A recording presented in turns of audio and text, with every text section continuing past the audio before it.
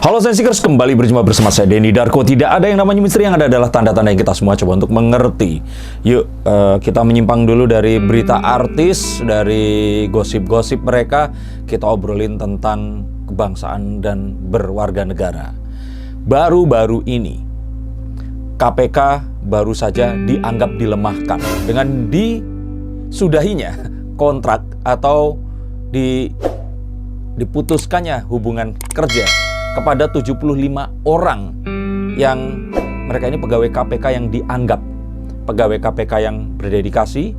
Mereka juga menggawangi beberapa operasi tangkap tangan, dan juga ini adalah satu hal yang menjadi pembicaraan, buah bibir ya, di antara banyak orang, atau buah mulut ya. Saya nggak lupa. Karena apa? Karena mereka ini akhirnya dipangkas atau dikeluarkan lewat ketidaklulusan mereka pada tes wawasan kebangsaan yang baru-baru ini diadakan saat Ramadan 2021 berlangsung. Salah satunya Bapak Novel Baswedan, dan setelah menuai beberapa pro kontra, akhirnya beliau sudah resmi tidak menjadi anggota KPK lagi bersama dengan 74 orang yang lainnya. Ini tidak sedikit. Kemudian orang-orang berspekulasi dan banyak yang mengatakan bahwa KPK ini dilemahkan. Di satu sisi yang lain, Pak Jokowi bilang bahwa korupsi tetap harus dilawan dan KPK dikuatkan. Tapi kemudian orang-orang ini kalau dikuatkan, kenapa kok terjadi ini tadi? Nah, di saat bersamaan ada operasi tangkap tangan terhadap, kalau tidak salah, wali kota atau pimpinan daerah dari Nganjuk, yang kalau tidak salah juga ini adalah dari partai PDI Perjuangan. Nah, jadi ini semuanya serba membingungkan. Karena kalau seandainya kita melihat dengan kenaifan kita langsung akan lihat bahwa ini kayaknya presiden yang memiliki seakan-akan satu kekuatan untuk melemahkan ini tadi, dan itu dilakukan. Padahal kenyataannya mungkin tidak seperti itu. Dan mungkin saja memang bukan itu. Tanpa panjang dan lama, saya akan coba untuk lihat apa sih yang sebenarnya ada. Dan saya setelah berjam-jam, ini benar-benar berjam-jam karena saya takut salah mengambil sumber informasi. Akhirnya saya sampai di salah satunya, ini adalah video dari Master Deddy Corbuzier. Judulnya, wah ternyata ada bisnis di dalam KPK. Dalam kurung, Fahri Hamzah bubarkan KPK. Nah, video ini diunggah setahun yang lalu pada Oktober 27, 2019. Hampir 2 tahun yang lalu sebenarnya ini. Nah, apakah video ini menjadi jawaban? Buat saya, sedikit banyak kita bisa mengambil beberapa contoh yang ada di sini. Dan nggak usah panjang dan lama, kita langsung akan mulai ini tadi dengan, kalau dari apa yang saya baca dan saya dapatkan, ternyata Fahri Hamzah ini bilang kalau KPK ini seharusnya bekerja menggunakan otak, tidak menggunakan otot. Sebentar, tunggu dulu. Orang terus kemudian bertanya-tanya. Yang dimaksud dengan menggunakan otak di sini adalah selama ini KPK melakukan operasi tangkap tangan, tangkap sana, tangkap sini, dan itu dengan, ya itu tadi, kalau menangkap itu kan artinya kerja fisik nih. Mereka tidak menggunakan otak, dianggapnya seperti itu. Nah, kenapa seperti itu? Karena lebih mengutamakan operasi tangkap tangan ini atau apapun yang dilakukan ini selalu menangkapi, dan akhirnya dari penangkapan itu tadi terjadi, ya walaupun memang akhirnya terbukti, tapi setelah itu, nah nanti akan dibahas di kartu berikutnya. Tapi yang diminta di sini seharusnya nggak cuman itu saja. Jadi ada hal yang lain yang harus dilakukan. Apakah itu nanti juga akan dijelaskan.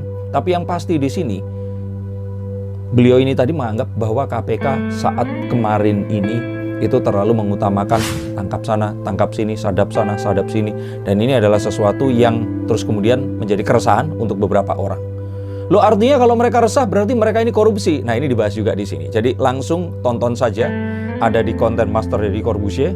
Tapi jika kalian mau poinnya, ini ada di sini. Kalau masih bingung, balik lagi ke sini. Tapi yang pasti, poin pertama adalah di sini ini Fahri Hamzah mengatakan bahwa KPK ini tidak atau dianggap kurang menggunakan otak dan malah terlalu mengedepankan otot, karena yang dilakukannya adalah menangkap, terus kemudian memproses, membongkar, dan itu tadi. Nah, menggunakan otak itu harus seperti apa? Nah, kita langsung akan lihat di sini bahwa sebelum kita berbicara tentang itu tadi, Fahri Hamzah mengatakan bahwa kekuasaan KPK ini terlalu besar. Terlalu besar dalam artian, ya memang dia mendapatkan wewenang langsung dari presiden, tetapi ini akhirnya dia ini bisa masuk kemana-mana dan menjadi sebuah lembaga yang kebal atau anti peluru. Nah, ini yang jadi permasalahan. Sedangkan untuk menyelesaikan sebuah proses korupsi atau tindakan yang dianggap merugikan negara ini tadi, ini harus diselesaikan dengan cara transisional. Tidak bisa langsung tangkap dan selesai. Paling gampangnya seperti ini. Jika ada seseorang, dia dianggap korupsi, otomatis dia tidak bekerja sendiri. Nah, orang-orang yang lain ini tadi, kalau dia ditangkap, yang lain otomatis akan membersihkan diri mereka. Nah, bagaimana caranya agar setelah ini satu ditangkap tidak terus kemudian tumbuh lebih banyak lagi? Bagaimana cara ini bisa diselesaikan? Dengan cara satu cabut, akarnya akan selesai semua. Nah, mungkin bukan kapasitas saya untuk menjawab, tapi ini adalah salah satu hal yang diresahkan oleh Fahri Hamzah di sini, bahwa yang terjadi di sini adalah power dari KPK yang terlalu besar, kekuatan yang diberikan ini terlalu besar, sehingga terus kemudian dianggap oleh beliau ini tadi, KPK ini tadi, melakukannya itu terlalu lugas, tidak ada transisi, dan yang dilakukan ini, nah berikutnya ini tadi akan saya bahas lagi. Harusnya yang dilakukan oleh KPK di sini itu adalah tindakan-tindakan sesuai dengan Undang-Undang KPK, yaitu saya nyontek di sini pencegahan, supervisi, koordinasi, dan monitoring. Jadi tidak hanya setelah mengetahui terus ditangkap. Karena saat ini tadi ditangkap, sebenarnya dia ini melakukan banyak hal yang lain yang kalau ini ditangkap otomatis ya, hal yang lain ini akan ikut berhenti juga. Apakah memang perbuatan ini bisa dibenarkan? Tentu saja tidak. Tetapi apakah menangkap saja akan menyelesaikan? Ternyata juga tidak. Dan ini adalah satu tindakan yang memang harus dilaksanakan. Tidak hanya penangkapan. Sedangkan yang didapatkan oleh masyarakat yang terjadi, ini adalah penangkapan dan penangkapan.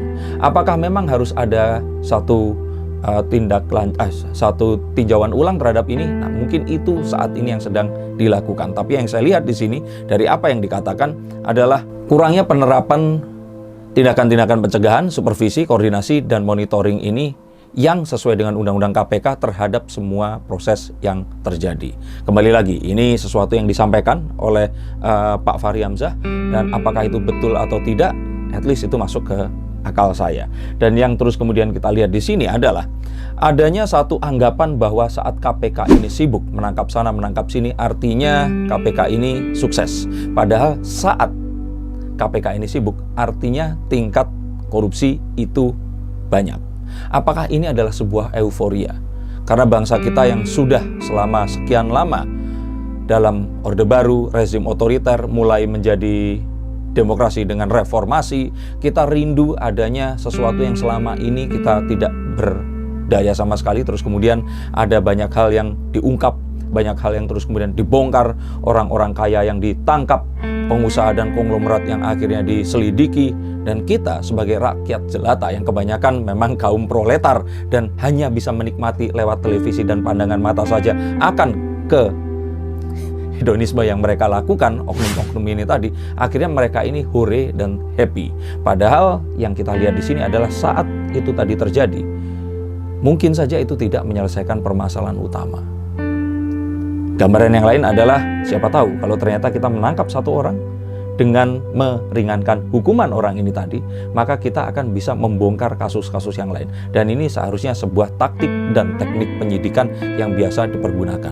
Dan kalau memang ini terjadi, maka kita tidak boleh melihat ini secara naif, bahwa sesuatu yang memang saat ini terjadi, artinya ini adalah sesuatu yang memang satu tindakan kebenaran, membela keadilan, memusnahkan kebatilan dengan cara yang hitam dan putih. Ada banyak cara, dan saya pikir cara seperti ini yang mulai mungkin saja dianggap tidak efektif lagi, sehingga ditakutkan ini akan menjadi ke sesuatu yang lain, maka terus kemudian dilakukan mungkin restrukturisasi dari Badan Anti Rasuah Nasional ini tadi. Ini yang saya lihat. Dan setelah saya lihat itu tadi, ada satu poin lagi yang disampaikan, bahwa ternyata akhirnya banyak kasus-kasus ini yang mengambang. Beberapa tersangka yang akhirnya meninggal dalam proses hukum mereka yang belum kunjung selesai. Ada banyak orang-orang yang terproses, tapi terus karena sekian lama, entah karena mungkin terlalu sibuk dengan yang lainnya atau kurangnya sumber daya manusia, akhirnya membuat hal ini jadi sesuatu yang tidak selesai sampai kapanpun itu tadi. Dan akhirnya banyak yang meninggal seperti tadi itu. Dan mengingat adanya asas justice delayed means justice denied. Jadi kalau dalam penegakan hukum ini terlalu lama, maka bisa saja proses penegakan hukum ini tadi akan bisa disangkal atau ya dia dianggap tidak bersalah. Nah, jika ini memang dilakukan dan ini semua memang berdasar hak asasi manusia, ini adalah sesuatu yang memang patut diperhatikan.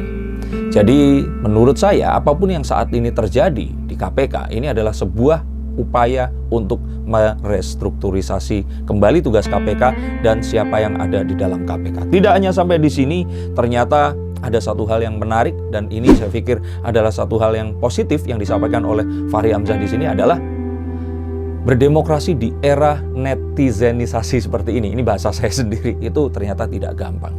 Karena apa yang dilakukan oleh para abdi negara ini akan sangat gampang untuk dilihat atau diintip oleh netizen. Dan saat mereka misalkan menggunakan jam tangan mewah, mobil yang sedikit lebih berbeda dengan yang lain, terus kemudian gosip dihembuskan, itu bisa jadi sesuatu yang dipergunakan untuk akhirnya menjatuhkan image mereka, menjatuhkan citra mereka, dan akhirnya mereka dianggap tidak layak untuk melakukan apapun yang saat ini mereka lakukan. Ini adalah satu hal yang menarik sehingga memang diperlukan sebuah cara baru untuk menyikapi ini, dan tidak hanya karena karena dia ini dianggap A, B, C, maka dia ini tidak layak, dan terus kemudian mereka tidak boleh melakukan itu tadi. Nah, ada satu kasus juga di mana seorang calon menteri yang kita tahu bahwa Pak Jokowi waktu itu meminta KPK untuk memberikan saran menteri yang mana yang tidak dianggap layak untuk bisa menjadi menteri karena memiliki kasus yang harus diselidiki, dan terus kemudian KPK membongkar itu tadi dan terus kemudian memberikan nasihat kepada presiden, dan ternyata memang akhirnya kita sekarang nggak pernah tahu itu kelanjutannya seperti apa. Dan ini adalah satu hal yang saya pikir terjadi bukan kepada hal-hal yang ada di atas itu, tapi bagaimana kita semua melihat proses berbangsa dan bernegara. Ini yang berbeda dengan proses berbangsa bernegara saat mungkin 20-30 tahun yang lalu, di mana proses berbangsa dan bernegara 20-30 tahun yang lalu tidak ada orang bisa komentar dengan akun anonim didukung oleh robot yang dibayar untuk menjatuhkan satu lawan politik atau lawan bisnis orang yang memiliki uang dan memiliki resource yang lebih besar. Ini yang dilihat di situ.